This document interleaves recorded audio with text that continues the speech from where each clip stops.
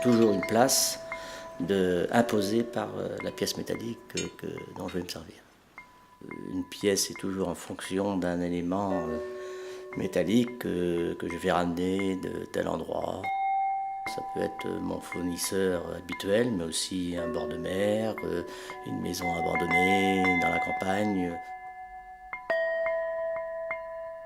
Ça ne veut pas dire que ce que je vais trouver a forcément une fonction établie dès le premier coup d'œil, mais c'est un sentiment. C'est un sentiment, je vais voir 100 morceaux de ferraille et je vais en prendre un.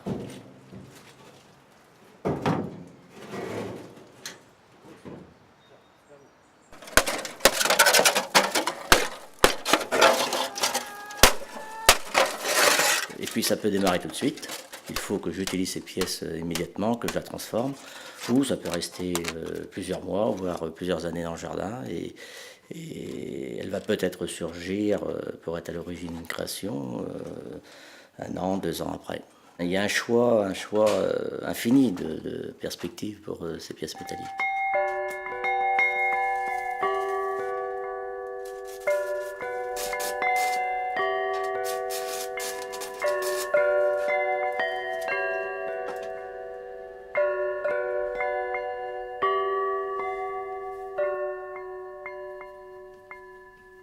Vient après le moment du modelage, c'est-à-dire quand même une grosse partie de la création qui est de modeler de la terre, la terre qui est très douce, et d'en faire sortir un personnage, ce qui est quand même le cœur de la sculpture, puisque le personnage va lui avoir une expression ou pas.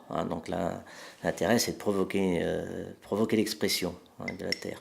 Donc ça c'est vrai, c'est un moment qui est doux, parce que la terre d'abord elle est douce, et puis les formes sont rondes. Donc c'est un côté très agréable qui vient effectivement, qui vient après une phase d'élaboration autour de la ferraille qui elle est très rude, qui est lourde parfois. Donc là on retrouve de la douceur et cette douceur, elle précède une phase où le pinceau va lui apporter des émaux, des oxydes, qui va être un travail proche de la peinture.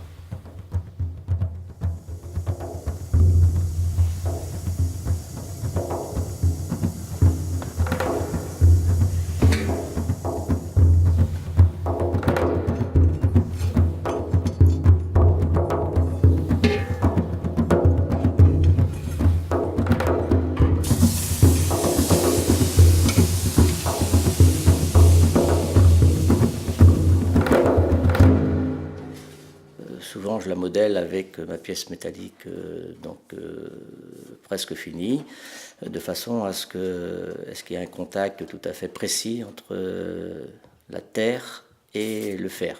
Parce que la terre, c'est une matière très fragile, le fer, c'est une matière très rude qui peut faire casser facilement la terre quand elle sera cuite. Donc il faut trouver un nid le plus doux possible pour la céramique.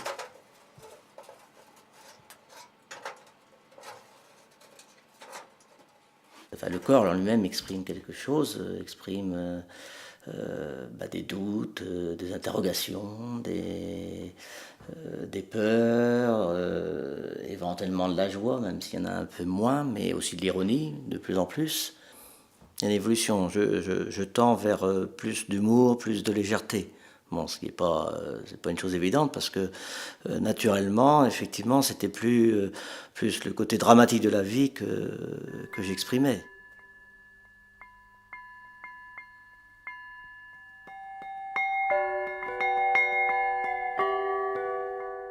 Bon, j'utilise beaucoup mon corps, je fais de la randonnée,